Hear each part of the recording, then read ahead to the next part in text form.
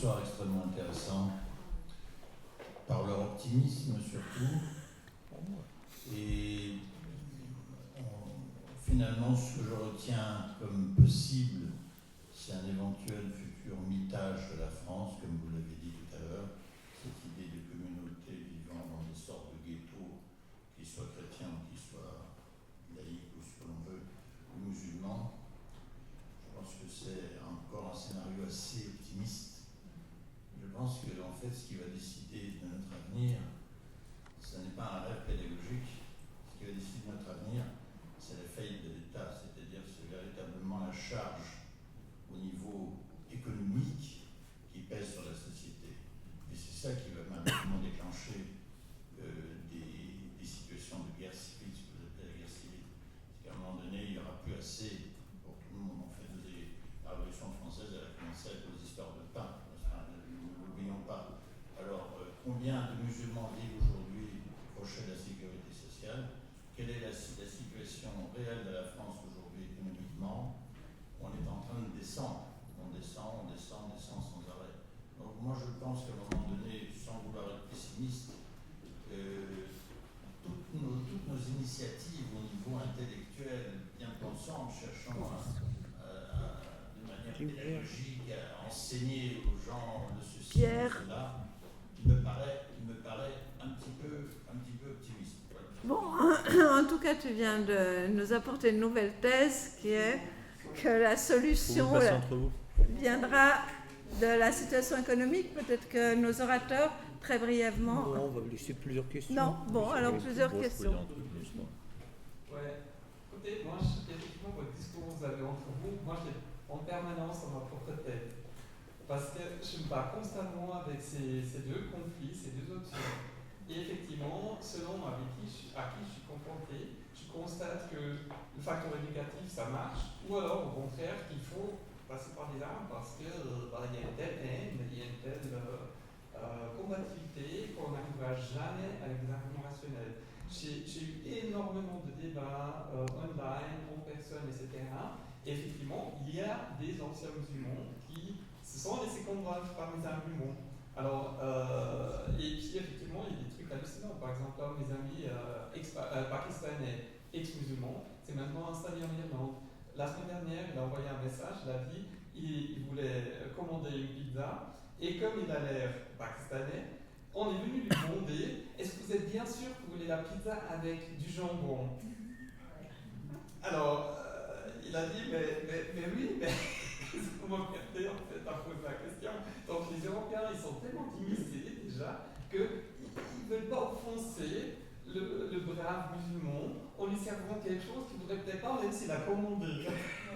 Donc ça c'est grave. Donc la semaine dernière, on était en France avec ma fille, on a été à Disneyland, étonnamment énormément de musulmans. Moi je me suis dit, mais c'est haram, il me semble, d'aller à un lieu comme Disneyland.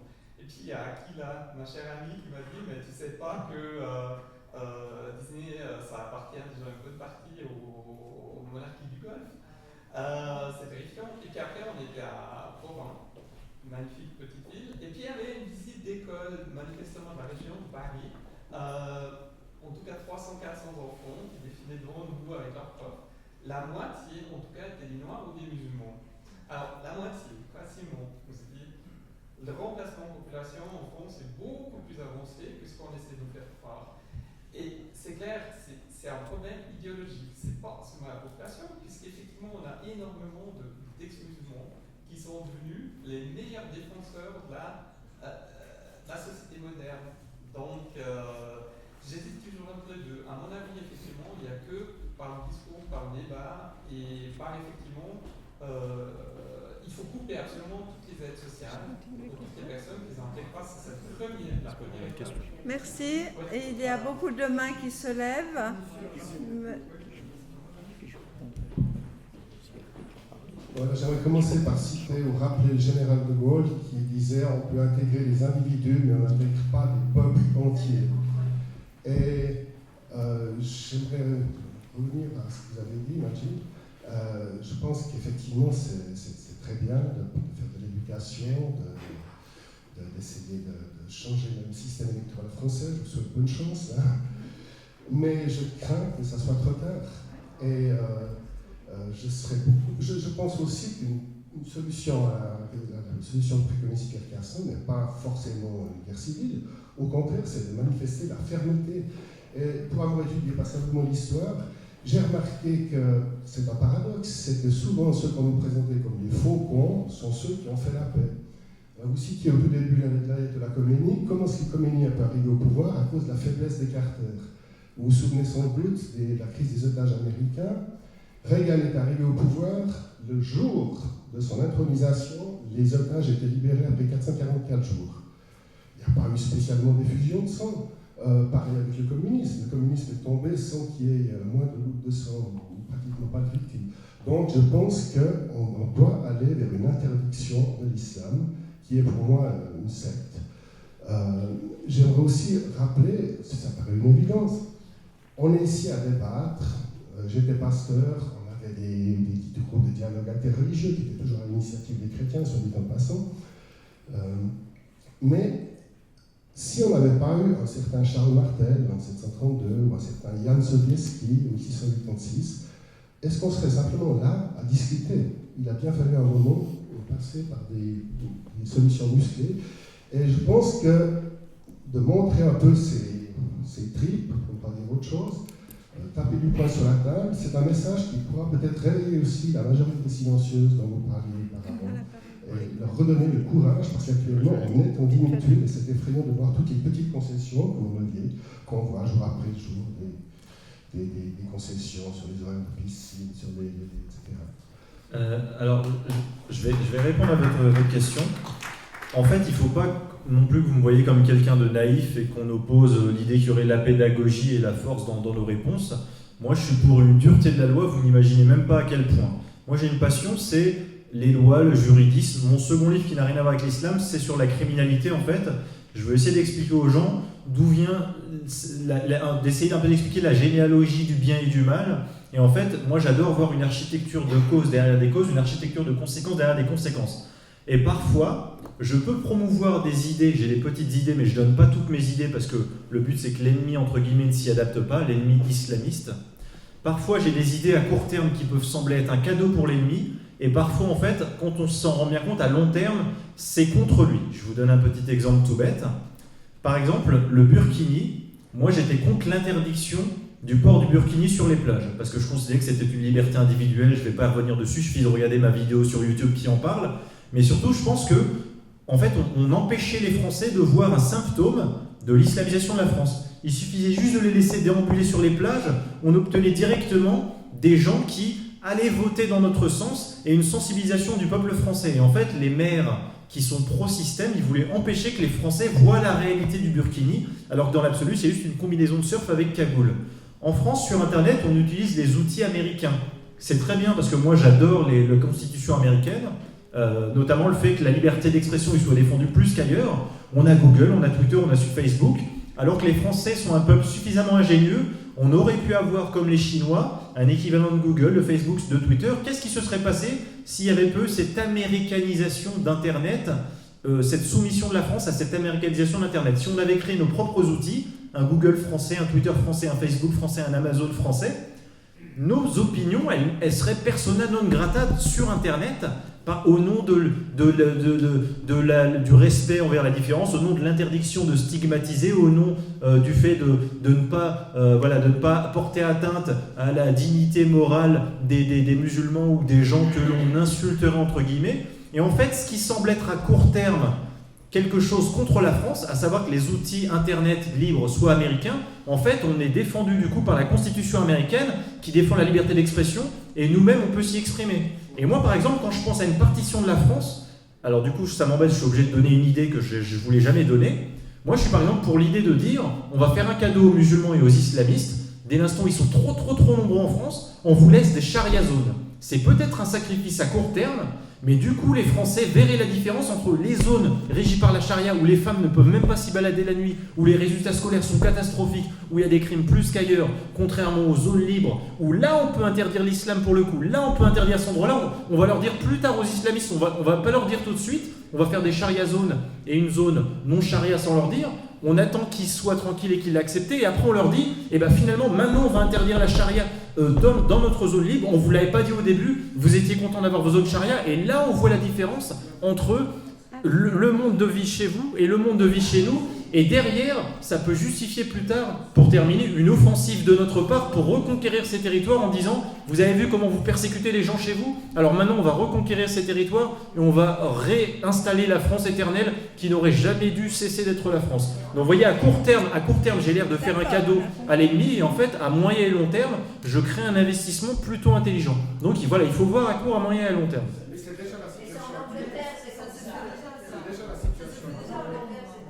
Juste, ils veulent reconquérir un jour derrière. Je vois des mains, je vais quand même faire quelques réponses parce que ça fait longtemps que je n'ai pas parlé. J'ai jamais vu une situation historique où avec 20% des musulmans, ça se passe de manière paisible. Et je n'ai absolument pas envie de jouer mon avenir, l'avenir de mon pays, l'avenir de la civilisation, l'avenir de mes enfants, l'avenir de mes petits-enfants, à une soi-disant possible éducation, républicanisation, bataille des esprits, bataille des idées qui n'a jamais marché nulle part, et je n'ai pas envie que mon pays devienne le cobaye de ce genre d'expérience. Pour moi, il est trop tard. Il est trop tard, et plus nous attendrons pour trancher dans le vif, plus ça va être coûteux.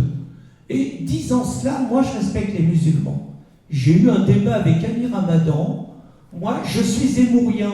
C'est-à-dire que j'ai dit, il y avait les 3/4 de la salle qui étaient des musulmans, je leur ai dit, je respecte les gens qui se battent pour leurs idées. Je respecte les gens qui se battent pour leurs valeurs. Je respecte les gens qui sont prêts à mourir pour leurs idées. Parce que je sais quel est le projet qu'ils ont. Je sais que le projet, quand les musulmans sont 20%, ils rêvent forcément d'une terre d'islam. Sinon, ce n'est pas des musulmans. Et ça a existé tout le temps dans l'histoire. Moi, je n'ai pas envie que ma terre devienne terre d'islam. Ni partiellement, ni totalement. Et donc, c'est maintenant qu'il faut régler les problèmes. Et quand vous leur dites ça d'une manière claire, désolé, dans l'histoire, les musulmans se sont installés partout. Il y a des moments, ils sont restés 7 ou 8 siècles en Espagne et puis ils se sont fait virer. Et l'histoire, c'est ça. Moi, je n'ai pas envie que la France, ça devienne ça. Donc, c'est maintenant. Et je n'ai pas envie qu'on soit... la partition... Il faut vraiment, je crois, être d'une grande candeur pour penser que si nous faisions une partition de la France, telle que le voit Majid, penser que les musulmans, si on leur file 20 ou 25% du territoire et qu'on va leur dire c'est la charia, penser que ça va bien se passer. Bien évidemment que la culture musulmane, ça sera nous avons 20-25%, pourquoi il y a 75% qui nous échappent? Et pourquoi ce ne serait pas les 10 000 et 75% qui nous échappent? Donc moi, je crois que nous sommes dans une situation... 20%, c'est trop tard. Il n'y a plus de débat possible. Il n'y a plus de dialogue possible. Et encore une fois, les musulmans dits modérés, pour moi, ce n'est plus des musulmans. D'abord, première chose. Mais les personnes qui sont nées musulmanes et qui se reconnaissent et qui disent se reconnaître dans nos valeurs, mais ils devraient être réjouis des propositions que je fais. Puisque les propositions que je fais, on vire la moitié. Moi, je pense qu'il faut en virer la moitié. Je vais être clair, je pense qu'il faut en virer la moitié. On vire la moitié de ceux qui pourrissent la vie des Français et de ceux qui pourrissent la vie des femmes qui ne veulent pas porter le voile et de ceux qui pourrissent la vie des musulmans qui veulent s'émanciper de l'islam. C'est une œuvre de salubrité publique pour la France et c'est une œuvre de salubrité publique pour les musulmans. Et je finis sur le burkini, parce que quand même je ne peux pas laisser passer ce que dit Majid. Moi j'ai beaucoup aimé la formule de Vindisch ici présente. La bataille de Burkini en France, après les attentats de Nice, c'est un djihad culturel. C'est-à-dire que c'est une façon de montrer, avec une arrogance rare, après qu'ils aient quand même écrasé 86 des nôtres à Nice, avec une arrogance rare, on a écrasé les vôtres à Nice, on vous emmerde et on continue à porter le burkini sur les plages. Et encore une fois, le burkini, c'est pas la même chose que la personne qui va faire de la plongée. C'est pas la même chose. Il y a quand même des symboles qui comptent. Et là, le symbole, c'était très clairement, de même que nous vous imposons le voile dans l'espace public, nous vous imposerons le burkini, et donc les nés musulmanes qui seront en bikini seront des salopes. C'est ça que ça veut dire.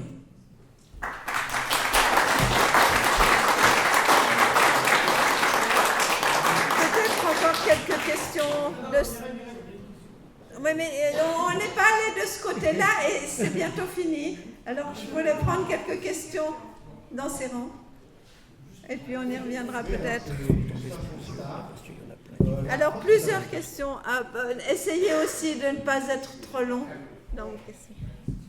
Oh, c'est juste un constat. La France, vous avez l'habitude d'être occupée, d'avoir des eaux libres, vous êtes occupés. C'est la fameuse partition. Vous l'avez eu en 39-45. C'était des gens qui s'occupaient qu'un bout de territoire, et puis pour finir, ils ont déballé sur le reste qui était libre. Toujours sous des prétextes. Avant, c'était pour être au plus près de l'ennemi. Et là, ce sera plus pour être au plus près de l'ennemi, ce sera pour être au plus près des frères. Ça, c'est la première chose. La deuxième chose, le combat culturel, il y est. Si nous ne faisons pas pareil qu'un combat culturel, c'est clair que si on oublie que le christianisme fait partie de notre culture, puisque ça a plus de 2000 ans, ça fait quand même partie intégrante de notre culture, et si nous ne défendons pas ça, ne serait-ce que dans les associations de parents d'élèves, dans nos communes, ou ailleurs, eh bien oui, là nous l'avons perdu. Autre chose, le combat du nombre.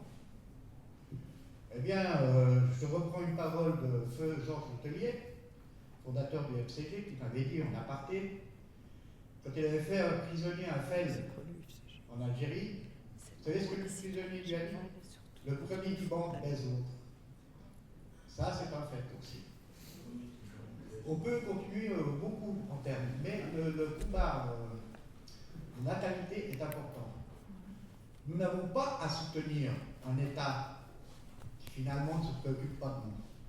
Que les femmes occidentales fassent des enfants. Il n'y a pas assez de sous, que l'État paye. Que l'État paye. Et c'est qu'à ce prix-là que nous y arrivons. Merci.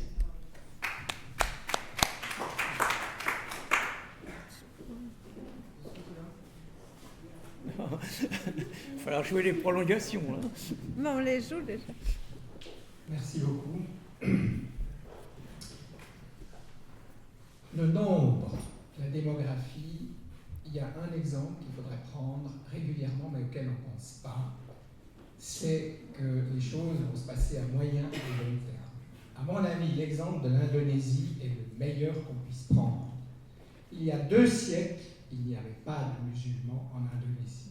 Aujourd'hui, ils sont 200 millions et tous les autres n'existent plus. C'est ça. Deuxièmement, je crois que, vous voyez, quand vous dites il faudrait montrer encore mieux ce que l'islam peut donner lorsqu'il a sa zone, sa région. Mais personnellement, je pense qu'il faut absolument et toujours se dire que l'islam, c'est comme le nazisme. C'est une forme de nazisme. Or, on sait depuis un certain temps déjà ce que donne le nazisme. Alors, il est clair que, en voulant, c'est remarquable ce que vous dites par rapport à la pédagogie. Et vous voyez, quand vous avez l'ensemble du monde pédagogique qui est sous l'emprise du politiquement correct, de la collaboration, disons le mot, des islamo-collabos de gauche, c'est exclu que naisse quelque chose du genre d'un changement radical à partir de l'éducation, même si l'idée intellectuelle est bonne de se dire on va faire de la pédagogie. Mais je pense que c'est totalement exclu et qu'on est beaucoup plus avancé. Ensuite, Pierre a dit tout à l'heure, si vous avez, admettons, 20%, quand vous êtes il faut vraiment se mettre dans la tête de ce que c'est qu'une idéologie totalitaire. Je prends délibérément le nazisme.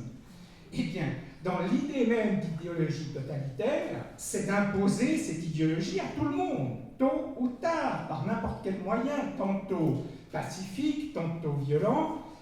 L'idée, on ne peut pas imaginer une idéologie totalitaire comme le sont les idéologies démocratiques, politiques, pluralistes.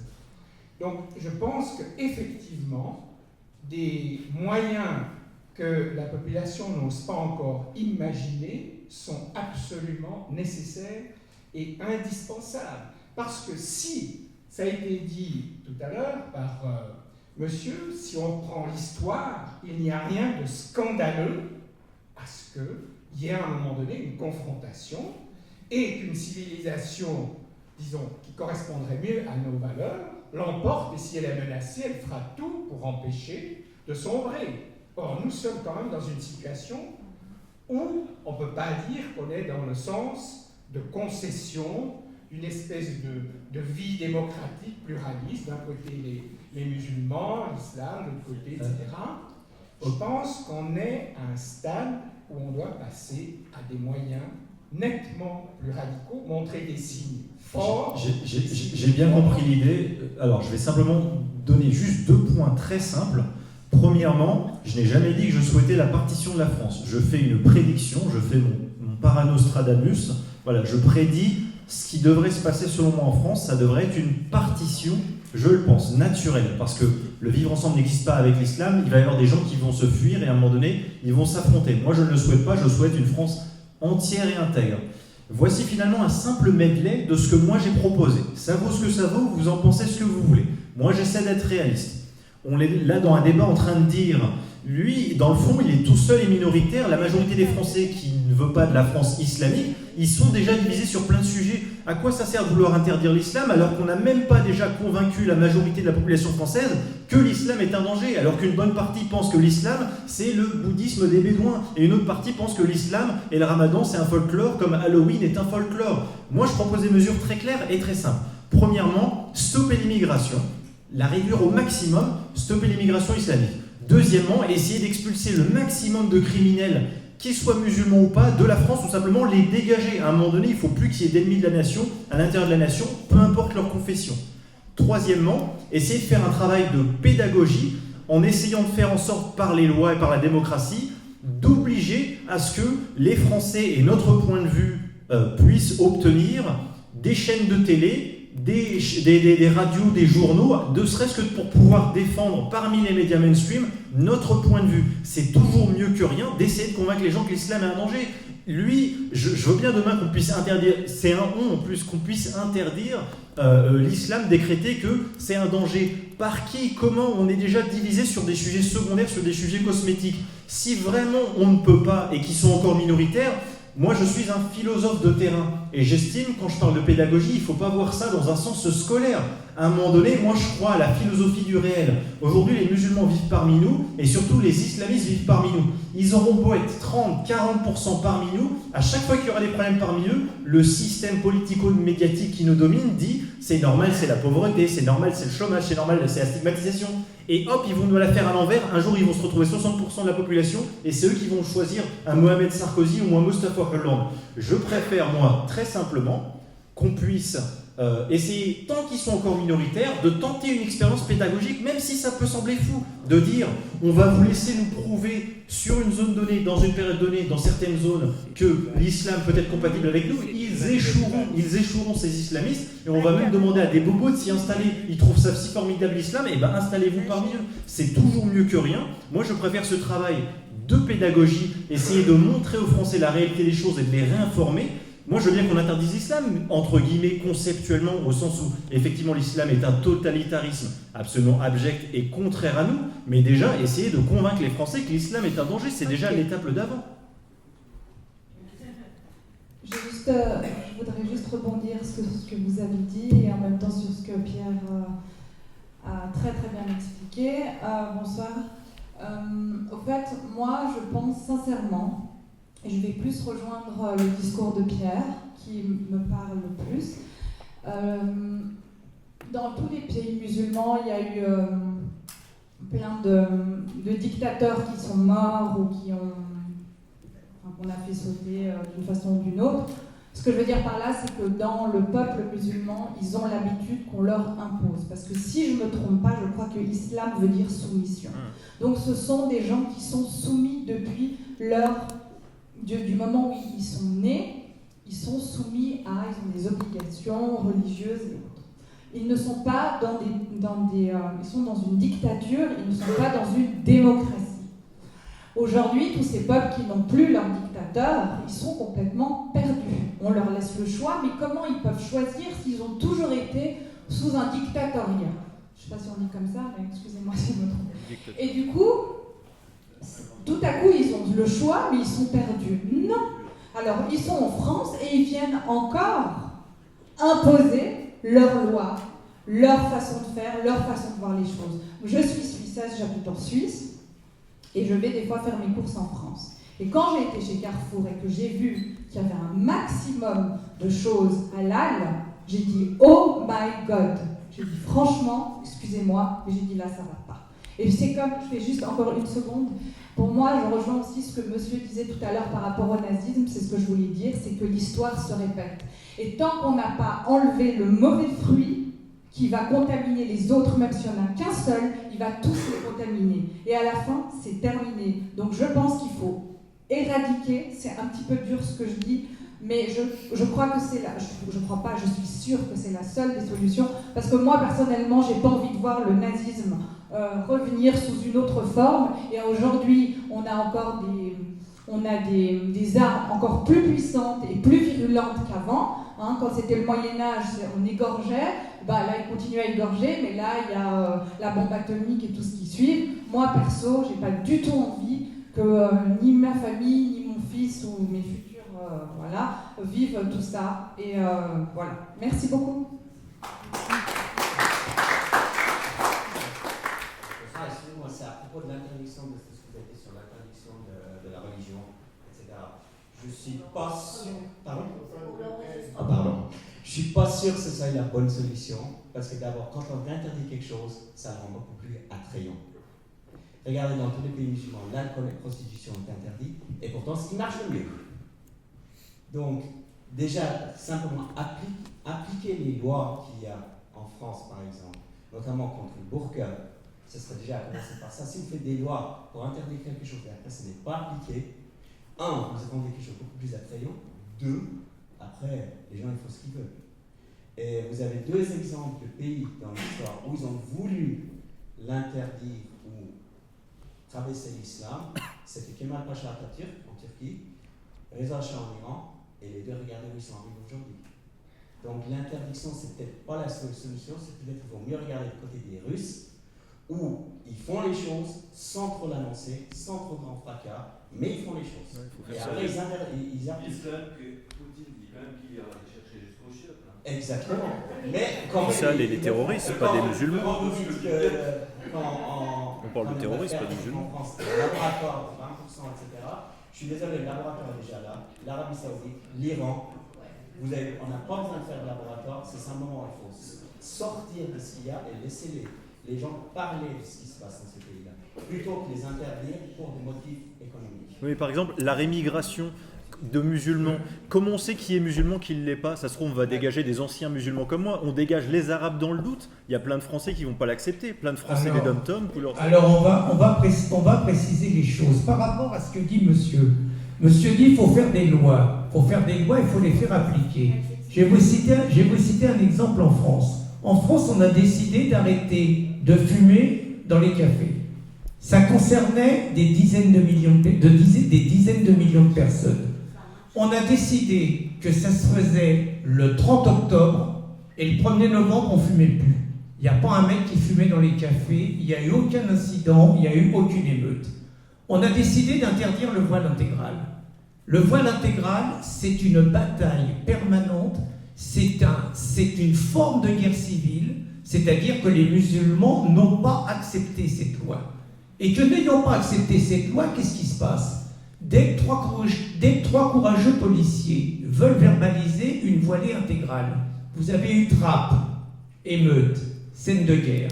Vous avez Marseille, les flics se prennent 20 mecs sur le dos. C'est pendant le ramadan. Vous avez des juges, vous avez des politiques qui disent est-ce que c'était une bonne idée de contrôler la musulmane pendant le ramadan?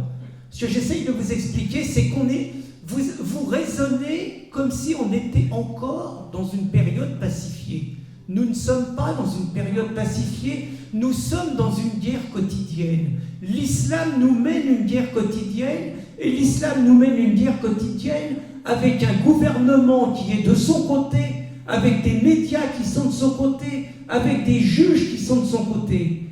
Et aujourd'hui, je veux dire, on n'en est plus n'en est plus à ce que vous dites. Je suis désolé de le dire, on n'en est plus à ce que vous dites, on en est. Le seul langage qui sera compris sera un langage de fermeté. Moi, je ne crois pas, parce que là, je pense qu'il faut préciser par rapport à Majid.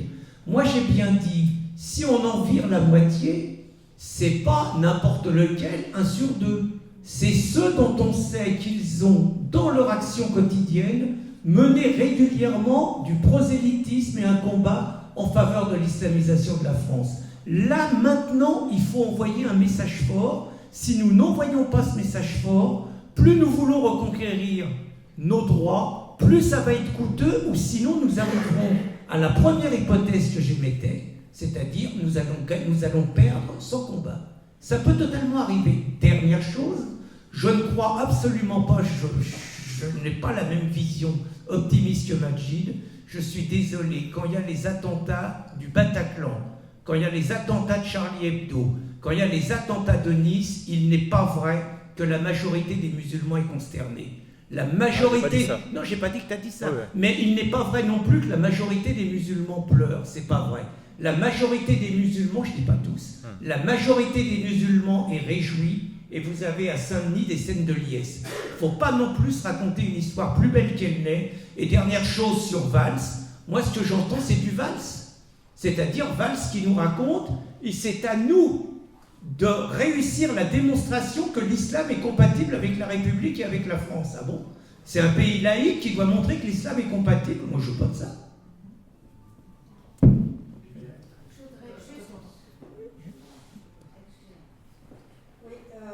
Quand j'entends Annie Ramadan dire que si on n'est pas voilé, on est des pièces de 2 € qui circulent de main en main, d'abord je voudrais dire que même s'il me donnait 10 millions, je n'irais pas vers cette Annie Ramadan qui est un vrai repoussoir. Mais ça mis à part, ce que je trouve difficile, c'est que quand on compare ça à du nazisme, ben le nazisme, ils exterminaient les juifs. Donc là, on a une culpabilité que nous, on stigmatise les musulmans. Moi, j'ai peur des musulmans. Je dois dire, j'ai une maison en Provence. Quand je vais à Avignon, il y a plus de femmes voilées que de femmes sans voile. Donc, j'ai peur. Mais à la fois, il y a une culpabilité judéo-chrétienne. On doit accueillir l'étranger, etc. Moi, les migrants, ça me fait frémir parce que je sais que dans les centres de migrants, les Yéménites ou les chrétiens sont déjà persécutés par les musulmans. Donc j'ai très peur, mais je ne saurais pas trop comment agir. Mais c'est vrai que dans ma famille, on me dit, mais tu es humilié par les musulmans, arrête, ils sont minoritaires, et puis il y en a d'États qui sont modérés, etc. Mais je pense que c'est très complexe parce qu'à Nice, il y a quand même des familles musulmanes qui ont été endeuillées, et les musulmans, c'est quand même des victimes des intégristes musulmans. Donc je me dis... c'est vrai, moi j'avais vu le film Timbuktu qui m'a rapproché des musulmans, mais je me rends compte que dans ce pays-là, ils sont victimes eux-mêmes, en tant que musulmans, des intégristes. Donc c'est tellement... Oui, juste une simple petite remarque très rapide. Juste une question d'ordre très pratique. Ce n'est pas uniquement en France maintenant. C'est mondial. Nous sommes dans une guerre mondiale. Et si on ne prend pas les moyens d'une guerre mondiale, tout le reste ne sert à rien. Vous avez raison, Pierre a raison, tout le monde a raison. Mais il faut appliquer maintenant la méthode de Poutine. Nous sommes en guerre. Alors si on est capable en France, en Suisse, aux États-Unis ou ailleurs de faire cette guerre, faisons-la. Je suis partante, d'autres sont partants, il y a 1000 moyens. Mon père a été dans l'armée secrète en France et il n'était même pas français. Il s'est battu, il a risqué sa peau, il a été blessé. Les 3 quarts de ma famille sont morts pour un pays dont il ne connaissait pratiquement rien, mais contre des valeurs comme le nazisme et d'autres. Ensuite, ils se sont battus contre le communisme. C'est ce qu'il faut faire, c'est tout. S'il y a des moyens techniques, faisons-les et appliquons déjà les lois qui existent. Ce sera juste ma dernière remarque en fait. Excuse-moi, c'est juste ma dernière remarque. En fait, moi, ce qui m'embête, c'est les discours de dire les musulmans, comme si c'était une généralité. Ils pensent ceci, ils agissent comme cela. Moi, si demain, il y a 100, sur 100 musulmans, il y a 99 ennemis de la nation et un seul musulman qui est pacifiste, moi, ce qui m'embête avec la logique de la guerre, cette logique guerrière, là maintenant tout de suite en interdisant l'islam, c'est que si on leur rentre dans la gueule et qu'il y a juste une victime collatérale, moi ça m'embête. Juste une victime parmi 99 musulmans, parce que ça aurait peut-être été un Majid Oukacha qui vivait parmi des musulmans. Vous dites ça, mais si demain il y a un conflit entre des musulmans et des non-musulmans, et qu'un non-musulman assassine un musulman, et qu'un musulman veuille se venger de façon tribaliste, il se dit je vais prendre la première non-musulmane venue, et que ce sera vous, ou par exemple c'est votre fille, eh bien vous dites ça fait rien, c'est ça, les victimes collatérales, pour moi c'est pas du gibier de potence qu'il faut sacrifier à échelle macroscopique, et moi c'est ça que je n'aime pas dans la guerre civile, je préfère criminaliser au cas par cas. Merci, nous allons clore cette soirée, pas la soirée, non, ce débat. Cette fois on est vraiment entré en plein dedans et on a vu qu'il y avait vraiment des sérieuses divergences. Je vous remercie beaucoup aussi d'avoir été aussi participatif et nous pouvons poursuivre, vous pouvez poursuivre autour d'un verre. Toutes vos questions. Merci, bonne fin de soirée.